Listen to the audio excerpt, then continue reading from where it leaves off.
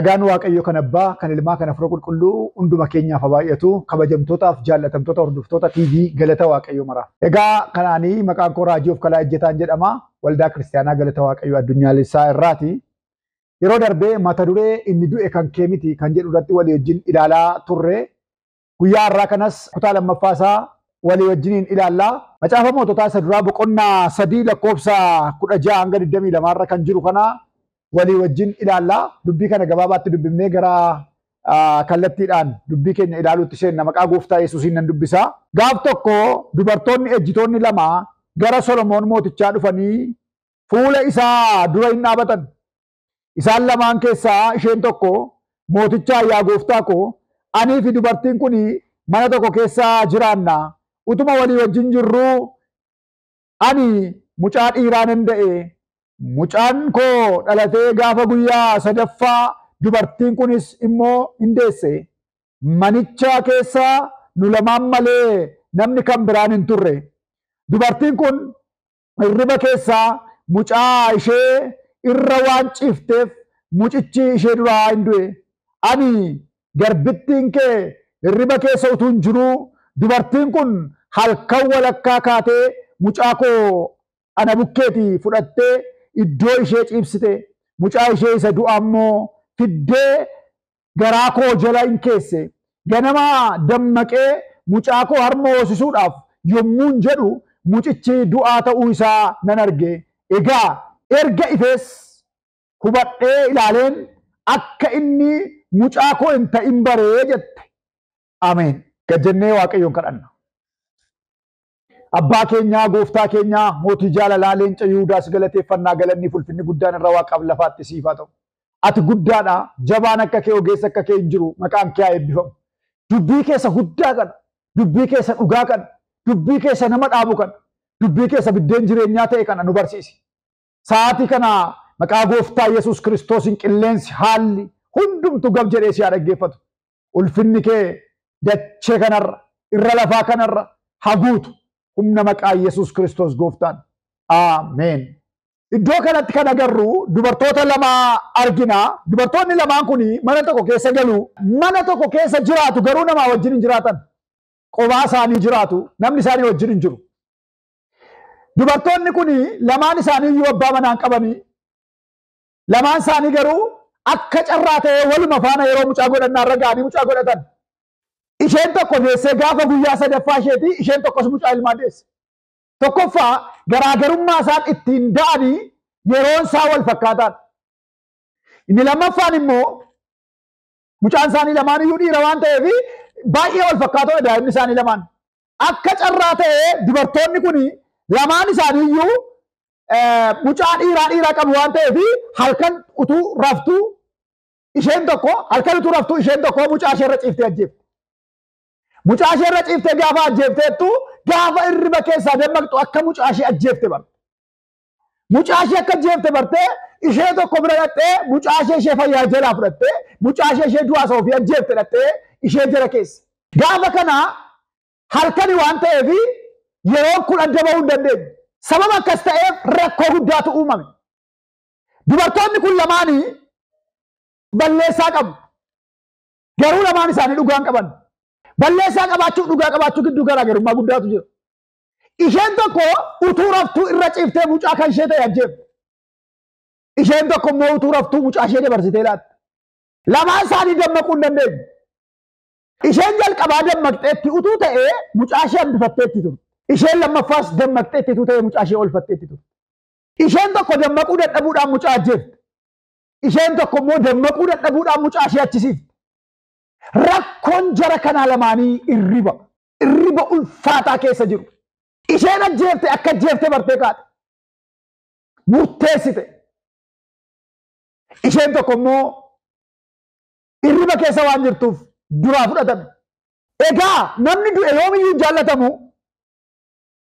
Namni du'e jaallatamaa miti. Jarri kun lamaan kan isaan irratti wal falman, kan isaan irratti dubbatan, kan isaan irratti wal kasasan waa'ee mucaa isa du'ee miti. Mucaa isa jiru irratti wal lolu.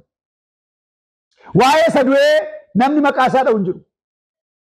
Lamaan isaaniiyyuu kan kootu isa fayyaati, kan kootu isa fayyaati, kan kootu isa fayyaati. du'aan yoomiyyuu firan qabu waan ta'eef du'eera waan ta'eef hin jaallatamu waan ta'eef erga du'e hin jaallatamu namni.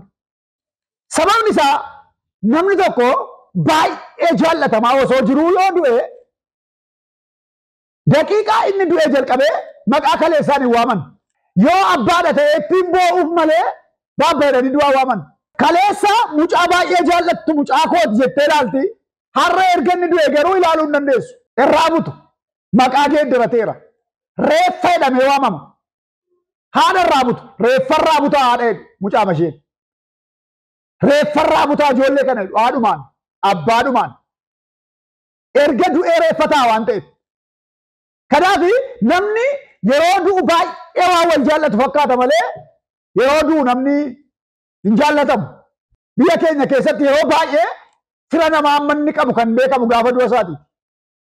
Gaafa dhukkuba isaa miti, gaafa rakkina isaa miti, gaafa haala isaa miti, gaafa du'a isaati fira mamii akka inni qabutu beekamu. Yaa'ee waala.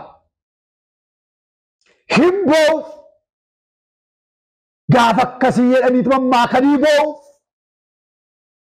Goyoomsaa firaa orma nagaa gaafatu isa jedhanidha. Malee namichi ka'ee naga'u. Jaallatanii miti. Owwaaluu dhaqaa jiru. Hundi namaa namni kolfaa gara owwaalaa dhaqu hin jiru. Hundi namaa boo'aa gara owwaalaa dhaqa. Garuu owwaaluu dhaqaa jiru. Utuu jaalala ta'e owwaaluun hin naqamu ture. Sababa kanaafi mucaa du'e kanaa owwaaluufuu waan carraa argate natti hin fakkaatu. Isheen kun isan koo miti jetti. Isheen kun isan koo miti jetti. Erga du'e immoo du'aan owwaalamuutu irra jiraata. Yoo taa'e rakkina qaba waan ta'eef. Ajaa'uu danda'a. Foolii kennuu danda'a. Dhukkuba fiduu danda'a. Hin jaallatamu jedheera du'aa waan ta'eef.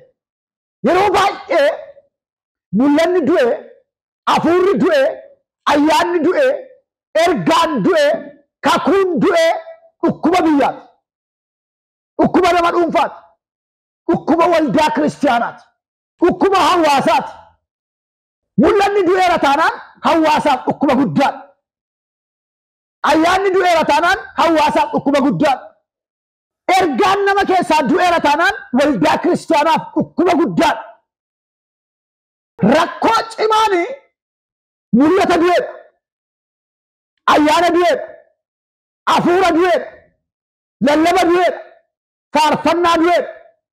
Barsiisa du'eedha. Isaan kun ijaaruu caalaa diigu. Dhaabuu caalaa buqqisu. Hin balleessu.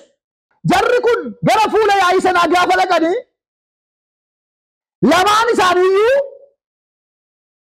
kan isaan irratti wal himachaa jiran mucaa isa fayyaadha. Himachuu jalqabde iddoo ammaatti yoo ilaalle dubartii ishee kun himannaa guddaa tokko jalqabde. Himannaa ishee maal kan jedhu ture sitti fakkaatu? Mana tokko keessatti galla yemmuu jette Solomoon. Iddoo tokko jiraannaa namni nu wajjin hin jiru. Mucaa dhiiraati lamaan isaanii guyyaa sadiin garaagarummaa qabu. Rakkoo guddaan nu mudate. Ilaa hubadhaa dubbii kana.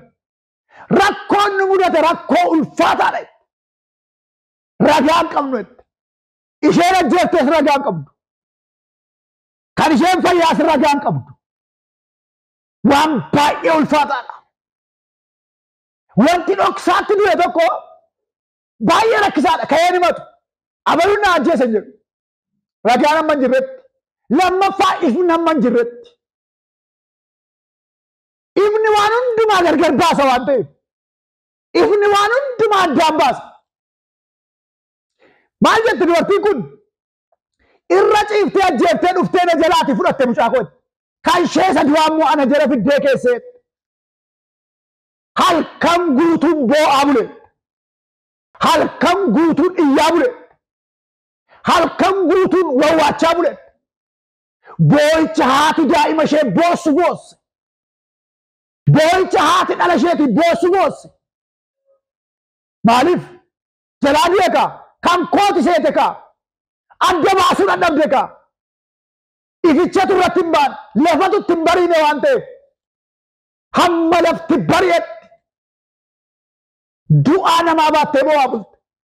Kan ishee mitiin hollaatii du'e, kan namaa du'e ajjeesaniitti fidaniin kan koo jettee boo'aa bulte. Hamma lafti bari'utti garuu inni du'e kan ishee miti. wayyaa gaddaa ishee uffattee jechoota qaqayyartee daa'ima ishee boosse. Isheen ajjeefte beetti waan ta'eef maaliif boosan jettu?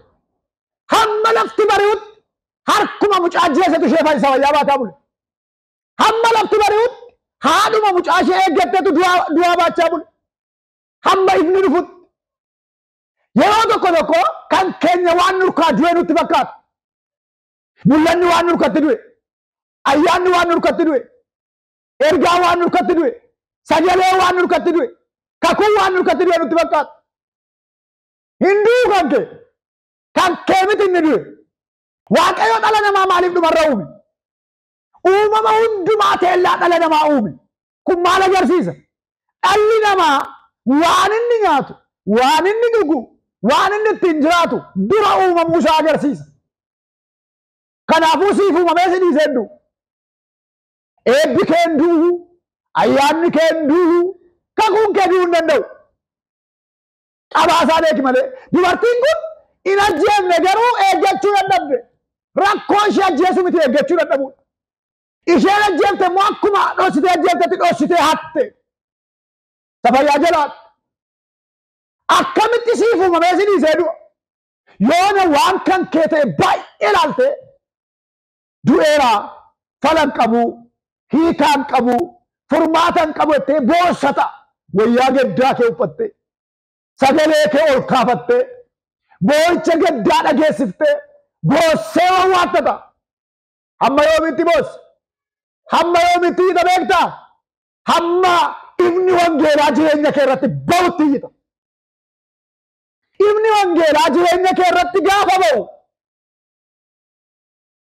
kan kee akka hin taane barta. Inni du'e kan kee akka hin taane. Obboleessa ko, obboleettii ko, na dhagaa kan jirtu. Inni ati bu'aa jirtu kan kee miti. Kan kee jira. Maaliin beekta akka kan koo jiru naan jechuu dandeessa? Situ jira waan ta'eef hin beeku. Ati jirta taanaan kan kees jira. Ati hin duune taanaan kan kees hin duune. Waaqayyo nuun dura uume utuu hin taane waan nuu ta'u dura uume. Nuun dura uume utuu hin ta'in waan jireenya keenyaaf ta'u, waan ittiin jiraannu, waan ittiin oollu, waan ittiin teenyu, waan ittiin hawaasa gidduu deddeebinu Waaqayyo nuu uumeera. Irraa afaan uume. Kan du'e kan nama biraati. Kan kee jira. Wayyaa gaddaa kee sassaabbadhu. Imimmaan kee xaragadhu.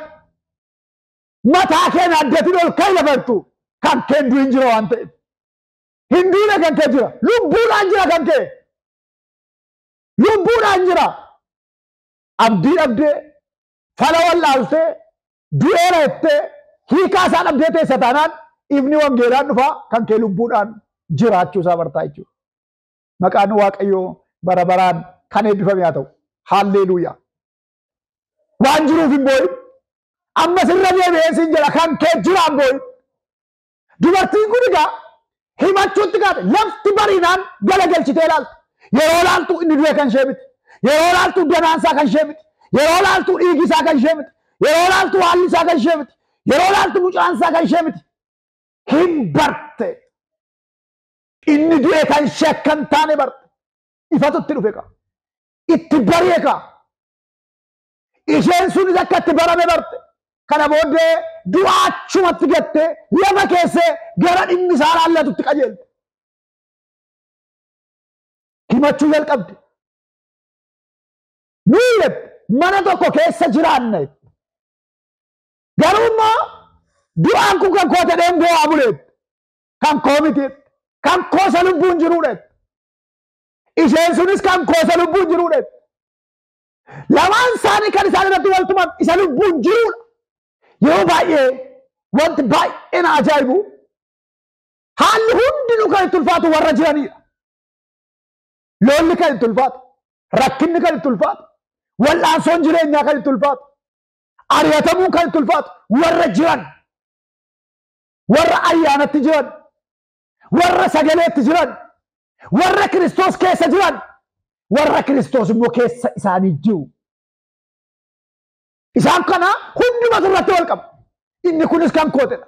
inni kunis kan koote inni kunis kan kooti jedha maaliif jira gaa isa jirre maal godhu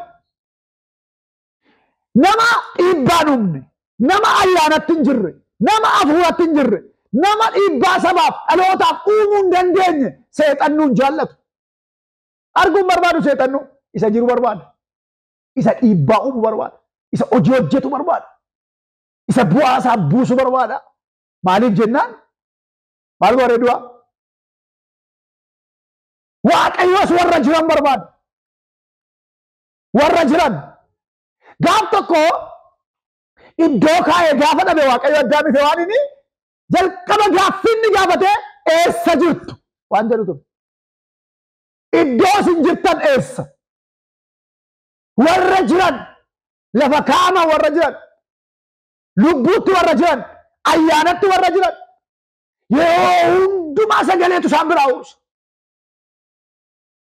sagaleetu isaan biraa uursa kan ari'atu kan ajjeesu kan cabsu akkuma kana immoo kan irraa fayyadamuu barbaadus immoo isaan barbaadu jiru kaa du'arraa maal fayyadamu du'arraa maal fayyadamu isa jirurraa hin fayyadamu naannoo isaatii yoo wace naannoo isaatii yoo sagalee guddaan dhaga'ame ari'atamuu yoo ka'e qilleensi jabaa yoo bubbise wal'aansoon yoo jabaate namni jiruun sodaatu jira ka jira maal sodaatu namni jiru sodaatu yeroo hundumaa gaafa sirratti dubbatan gaafa sirratti haasa'an gaafa sirratti wacan gaafa sirratti wal qaban caalluma jedhi dhiibbaa uumaa jirta waan caalteef hin yaa'iru waan waaqayyo si wajjin jiruuf hin yaa'iru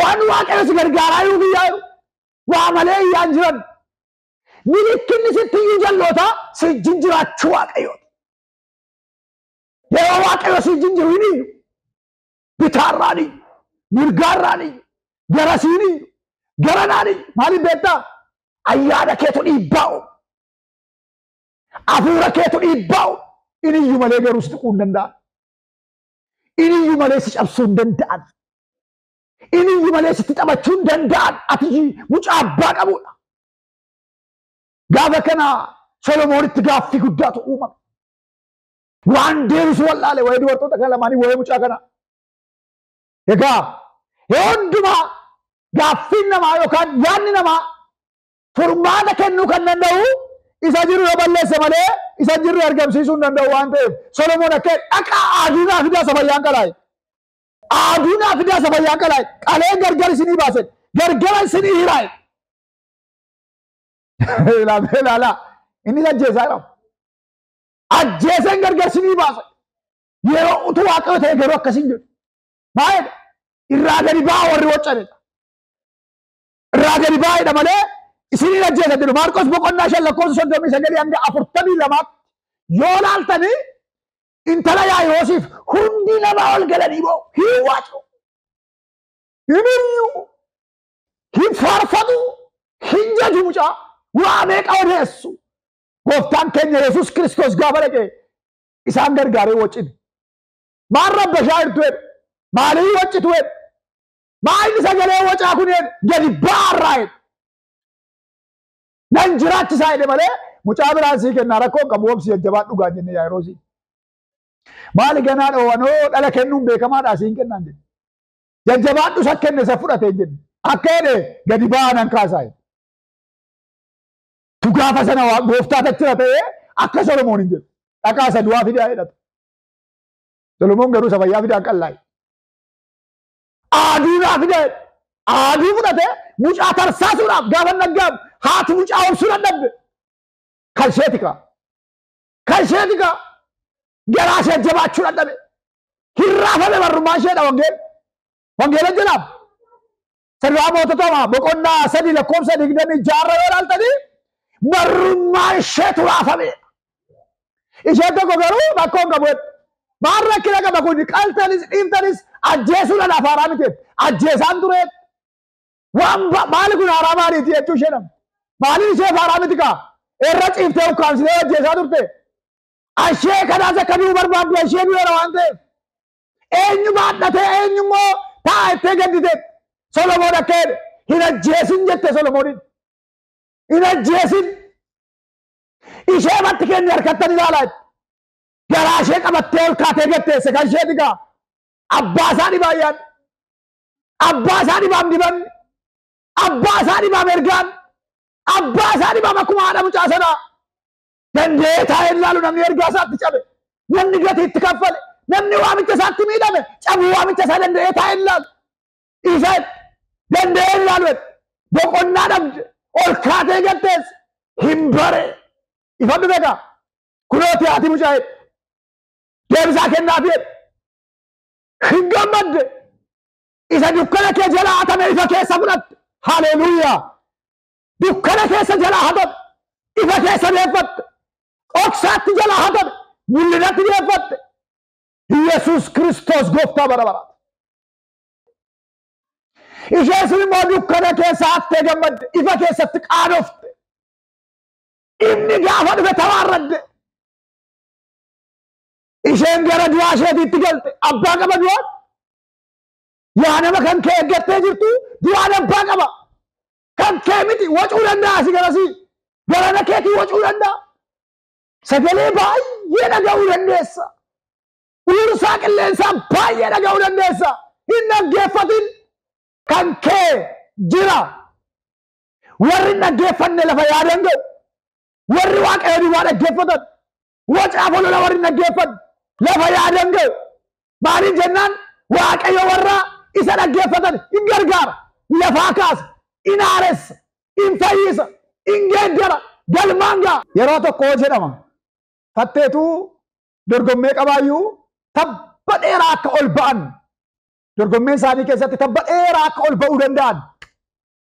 Itti himamee hundi isaanii tabba kanarra utaaluu jalqaban. Ol ba'uudhaaf. Gaafa isaan utaaluu jalqaban, gaafa isaan asii ol dorgomuu jalqabanii warri dhaabatanii ilaalan hundi isaanii iwwacu. Naanna'anitti iyyuu kufteetta. Hundumtuu sagalee dhaga'ee kufe. Kufteettaa yeroo dhaga'an hundi isaanii numa kufe. Dib jedhanii lafa dha'u. Hundumtuu numa kufe. Hinuma kufe jedhama. Tokko calluutti deemte. Saammi barbaade yoo dhaabachuu didde. Deemtee qalattee tulluu dheeraa kan ol baate haasofsiisuudhaaf dhaqan. Dhoksaan milkaa'ina kee maali? Maaltu sitti dhaga'ama? Jedhanii gaafa isaan haasofsiisuudhaaf gaafa dhaqanii fatteen sun haasa'uu hin dandeessu gurra ishee duudaan. Haalaan haasa'uu jalqabde. Gurra isheetu waca namaa dhaga'an turre. Kan tabbasan akka isheen baatu ishee godhe. Namni du'eera siin jedheef kan kee hin duune. Biyyi du'eera siin jedheef kan kee hin duune. Dhaloonni du'eera yoo siin jedhe kan kee hin duune. Addunyaan kun wal ga'ee du'eera yoo siin jedhe kan kee jira. Amani obboleessa ko. Amani obboleetti ko kan kee jira. Haala mamii ulfaataa yoo ta'e kan kee jira. Haati mucaa'uun hamma lafti bari'u duwwaatti boosse. Hamma lafti bari'u duwwaatti boosse. Erga bari'ee boo'uu hin dandeenye. Dhugaatu bakkee ba'e. Ifatu dhugaa bakkee baasee waan ta'eef. Boo'uun keenya yeroo qaba. Hammi boonyu yeroo qaba. Hammi dubbannu yeroo qaba. Waaqayyo gooftaan gaafa ifni wangeelaa jireenya keenya irratti ba'u isa ulfaataa ta'e, isa yaaddessaa ta'e, isa sodaachisaa ta'e karaa darbaa nu dhowwate hundumaa irratti deebii nuu kenna. Deebii itti sii kenna. Mana keef, jireenya keef, qalbii keef, hojii keef isatti deebii isaa wallaalte, hakka isaa wallaalte, hiikaa isaa wallaalte, waan dubbattu wallaalte sanatti deebii sii kenna. Warra manaa jechaa sii dhufa. Maaliif? Ati jirta waan ta'eef kan kee jira ka. Induudha kan kee. Irra deddeebi'ee sitti himuu waan hin jaalladheeftu jira. Of amansiiftee ta'a. Namni si amansiiseera ta'a. Kan kee du'eera jedhee. Kan kee badeera jedhee. Si'achi kan kee falan qabu siin jedhee. Namni si amansiiseera ta'uu danda'a. Lakkii kan kee fala qaba. Lakkii kan kee jira. Akkamitti si dhiisee du'a? Waaqayyoo siif uume. Akkamitti du'a eeyyuu danda'ee ajjeesa waaqayyoo siif uume. Eeyyuu danda'ee ajjeesa. Kan kee du'uu hin danda'u. Kan kee du'uu hin danda'u. Yeroo wayyaa gaddaa kee dachaafattee, wayyaa gaddaa kee sassaabbattee, galataaf, gammachuudhaan, ililleedhaan, lafaatti ol kaatu yeroon isaa dhiyoodha. Amma inni dhufu duwwaatti inni dhumnaan addaan ba'a. Du'aan kan isaa jingala fayyaanis kan isaa jingala. Dubartii isheen gammadaa mucaa kaasuu ishee keessa kaattee maaltu harkaa fudhatettee gammadaa dhattee isheen galgala kan ishee jeeftee gara du'aa isheetitti galte. Isheen boo'aa bulte, isheen gaddaa bulte, isheen wawwaachaa turte. Kaasumatti mucaa du'aa baatteetti mucaa fayyaa ammattee galte. Sababni isaa kan ishee miti kaa. Inni ati baattee jirtu kun du'aadha yoo ta'e geessi abbaasaaf. Kan kee lubbuudhaan jira. Kan kee hin duune du'uus hin danda'u. Situ jira waan ta'eef jira. Warri Waaqayyoon eeggatan kan isaanii du'uu hin danda'u. Warri Waaqayyoon dhaggeeffatan kan isaanii du'uu hin danda'u. Garuu itti wacamuun hin danda'amu. Bitaa mirgaadhaatti iyyuu hin danda'amu. Itti falmuun hin danda'amu. Irraa fudhachuu garuu hin danda'an. Himachuun hin danda'amu. Irraa fudhachuu garuu hin danda'an. Waan meeqaatiin addeessuun hin danda'amu. Irratti garuu dhugaasaa arguu hin danda'an. Maaliif beektaa? Waaqayyo gooftaa macaatu si wajjin jira waan ta'eef. Warri Waaqayyo wajjin jiru akka salphaatti hin du'an. Kan isaanis akka salphaatti hin du'u. Waaqayyo si wajjin jira taanaan. Waaqayyo si gargaara taanaan. Waaqayyo lafaa si kaasa taanaan. Gaafa Waaqayyo gooftaan macaa gara kee dhufu waan hundumaatu wal sii qixxaata. Haala hundumaatu wal sii qixxaata. Maqaan Waaqayyoo bara baraan kan eebbifame haa ta'u. Yeroo eebbi sitti dhiyaatu lolli sitti dhiyaatu. Yeroo eebbi sitti dhiyaatu wal'aansoon jireenyaa sitti dhiyaatu. Abshir ciniinnadhuu darbi. Jabaadhuu darbi. Bira darbi. Eebbi keessatti dhiyaateera. Yeroo darbee nama tokkotu gara waldaa keenyaa dhufan. Dur hojjetaa wangeelaa akka turan nutti himanii isa booddee haala jireenyaan akkaataadhaan baay'ee miidhamanii hojii wangeelaa kana addaan kutan. Kanarraa kan ka'e baay'ee miidhamanii of ajjeesuudhaaf maatii isaaniif xalayaa barreessanii waan garaa garaa godhanii biyya fagoodhaa karaarra utuu deemanii waldaa marganitti godhanii dhufanii seenan. Gaafa seenan Waaqayyo irraa jalqabe. Mana isaaniirraa, jireenya isaaniirraa, qalbii isaaniirraa lola jalqabe Waaqayyo. Hafuurri hamaan isaaniirraa rukutamee ba'ee inni isaan ajjeesuu barbaadu irraa ba'e. Akka nuun jedhan. Fala waan hin dhabeef ijoollee baay'ee waan hin qabuuf maatii koo waa barreesseen manaa ka'ee jedhan. Waa barreesseen manaa ka'e, itti kenneen manaa ka'e, deebitanii na lagartan jedheen manaa ka'e, waan na fideen beeku, daandii isaa yoo as miti, karaan koo fagoodha. Garuu gaafa gara iddoo kanaa dhufe fayyina guddaan naa ta'e, amma garuu gara ijoollee kootti galaa jedhan. Kadhannee fi geggeessine.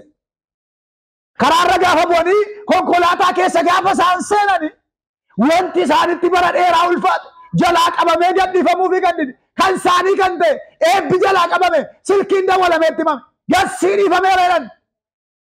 Isaan Waaqayyo kan isaanii kenna naannoo sa'aatii ja'a eebbi naannoo sa'aatii sagaliitti gadhiifame.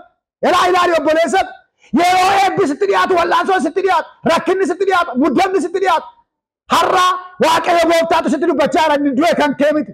Jabaadhu siin jedha Waaqayyo. Hin kadhanne. Gooftaa keenya Yesuus Kiristoosiif ulfina laanna. Galanni fi ulfinni guddaan Waaqaaf lafarratti siif haa ta'u. Waan nu gargaarteef, waan lafaa nu kaafteef hidhaa jireenya keenya irraa hittee hundumaaf si haa galatu. Inni du'e kan kee miti nuun jedhe. Kan keenya seenee aadaa ture. Kan keenya seenee boo'aa ture. Kan keenya seenee iyyaa ture. Kan keenya seenee abdii dhabaa ture. Inni du'e kan keenya miti. Maqaan keef galanni guddaan haa ta'u. Ammas hin kadhadhaa obboleettiin boo'aa jirtu. Obboleessi boo'aa jiru. Gaddaa kan jiran, kan kooddu'e kan jedhan, falan dhabe kan jedhan, hiikan dhabe kan jedhan. Maqaa gooftaa Yesuus Kiristoosiin fala argatan. Fala argatan. Maqaa Yesuusiin fala argatan. Wanti du'aa fakkaate lubbuu godhatuuf wal'aansoon jireenyaa haa hiikamurraa. Eebbi mana isaaniitti tolaa galu. Kakuun harkatti du'e. Mul'anni harkatti du'e. Eebbi harkatti du'e. Karoorri harkatti du'e. Ayyaanni harkatti du'e. Barakanni harkatti du'e. Lubbuu godhatuuf sa'aatii isaan dhaggeeffatan kan. Yeroo sagaleen kun itti dhaga'amu hundumaatti. Lafa sagaleen kun itti dhaga'ame hundumaarraa lubbuu godhatuuf dhiiga Yesuusiin. Lubbuu godhatuuf maqaa Yesuusiin. Lubbuu godhatuuf owwaalli kakuu isaanii abanamu. Owwaalli eebba isaanii abanamu. Owwaalli mul'ata isaanii abanamu. Owwaalli faarfannaa isaanii abanamu. Waan kana gootuuf sin galateeffadha. Maqaan kee eebbifamu. Maqaa Yesuus gooftaan. Ameen. Eebbifama.